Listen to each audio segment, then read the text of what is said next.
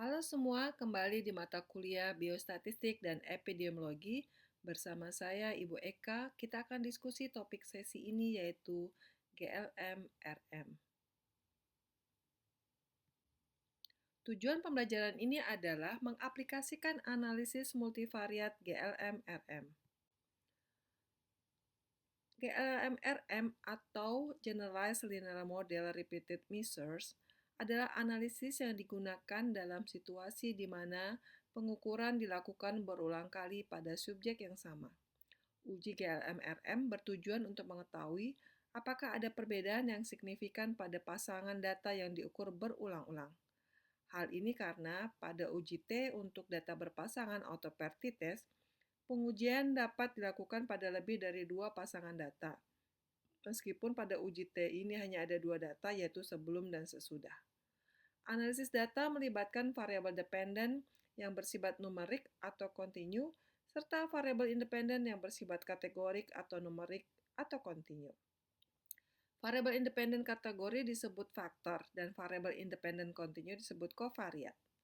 Uji statistik pada desain pengamatan berulang tanpa kontrol atau satu kelompok, atau dapat juga uji statistik pada desain pengamatan berulang tanpa kontrol. Satu kelompok melihat perbedaan antar pengamatan dalam subjek. Pada desain pengamatan berulang dengan kontrol, uji statistik juga melihat perbedaan antar kelompok, yaitu within subject dan between subject. Terdapat 3 syarat untuk uji GLM-RM, yaitu data berdistribusi normal dengan cara mengetahuinya dengan uji Kolmogorov-Smirnov salah satunya.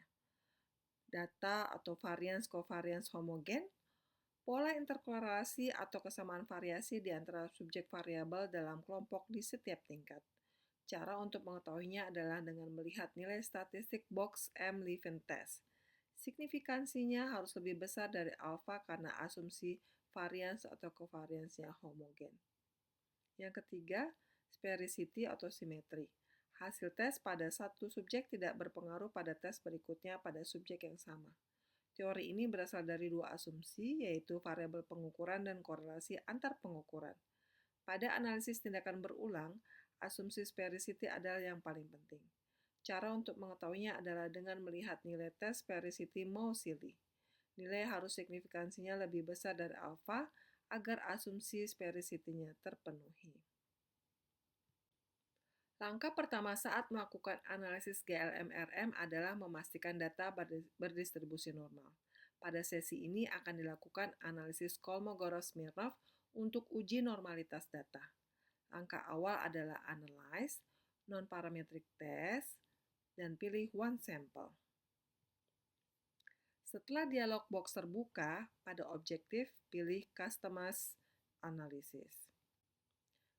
Lalu pada fields, pastikan ketiga variabel pengetahuan awal setelah intervensi dan 1 bulan setelah intervensi dipindahkan ke field test. Lalu pada saat memilih settings, pastikan memilih Customize Test, lalu pilih Kolmogorov-Smirnov Test, lalu Run. Hasil tes normalitas data dapat dilihat di slide ini. Nilai p-value lebih dari 0,05, sehingga semua data dinyatakan berdistribusi normal. Setelah mengetahui seluruh data berdistribusi normal, maka dilakukan analisis GLM-RM dengan langkah pertama, Analyze, General Linear Model, lalu pilih Repeated Measures. Maka akan terbuka box dialog Repeated Defined Measures atau Factors, tuliskan pada Within Subject Factor, Pengetahuan, dan level 3 karena terdapat 3 pengukuran, lalu pilih Add. Saat di-add, maka tampilannya seperti terlampir. Lalu klik Define. Dialog box akan terbuka, lalu masukkan 3 variabel pengetahuan ke dalam within subject variable. Lalu pilih Plots dan masukkan pengetahuan ke horizontal axis di kanan, lalu Continue. Kemudian pilih Save dan klik Standardize, lalu Continue. Kemudian pilih Estimated Marginal Means, pindahkan pengetahuan ke box kanan, yaitu Display Means For, klik Compare Means Effect, dan pilih Bonferroni. Kemudian Continue, lalu oke. Secara detail, penjelasan hasil analisis GLMRM dapat dipelajari di modul. Terlampir hasil utama yang akan didiskusikan. Pada semua pengukuran pengetahuan, p-value kurang dari 0,05, sehingga dapat disimpulkan terdapat perbedaan pengetahuan pada ketiga waktu pengukuran.